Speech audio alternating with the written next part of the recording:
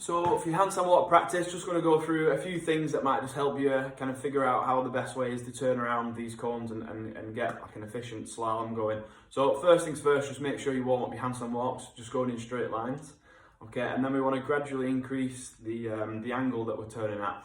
So if you've got a few kind of markers that you can use, maybe it's just like a fractional plate or a collar, just something that's quite easy to move around and get around as well. First of all, what I do is if you've got a 10-meter section at least that you can handstand walk up and down, is space these out maybe every 3 to 5 meters.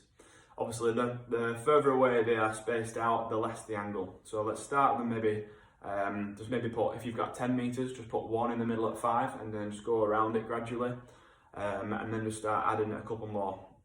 Okay, as soon as we get into kind of a decent angle that we're turning at, we want to be thinking about hand placement to make sure, you know, it's as smooth getting around that cone or that slalom as possible. So I'm going to flip this camera upside down and just imagine my feet, my hands, and just go through a little bit of a technique, things to think about when you are approaching the sharper corners. So this is the cone. I'm going to turn around here and I'm going to try and go from the right side of it out to the left and try and turn it like a 90-degree angle. So if I actually just put that there so we can see. So as I am walking in, again, remember my feet and my hands, I want to plant my left hand as close into this cone and corner as possible.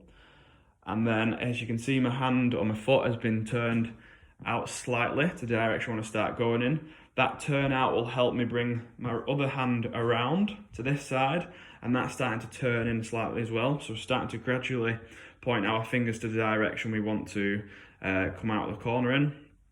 The left hand will then come in again and rotate in again, starting to now point to the direction we're going to come out of the corner, and then the right will follow, and then we can just carry on walking in a straight line. So we just want to make sure that the most important thing is the hand is going to lead. It's going to be in as close to the corner as possible, as in tight to the corner. If there's a slight turn on that hand, that will help us bring the other hand around, and then we can bring that other hand in for another little step, and then that turn again will then help us bring the other hand around one more time. Okay, for a 90-degree corner, you're probably looking at that kind of two parts to it. So there's 1 and there's 2.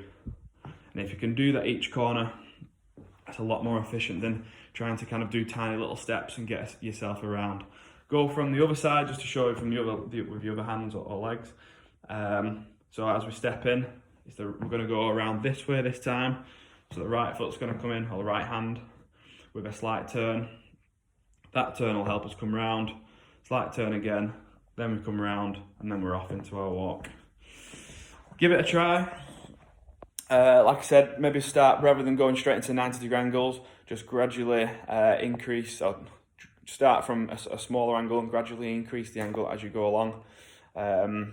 Yeah, just have 10 minutes or so, practice, see if you can nail a few 90-degree turns going both directions. Good luck.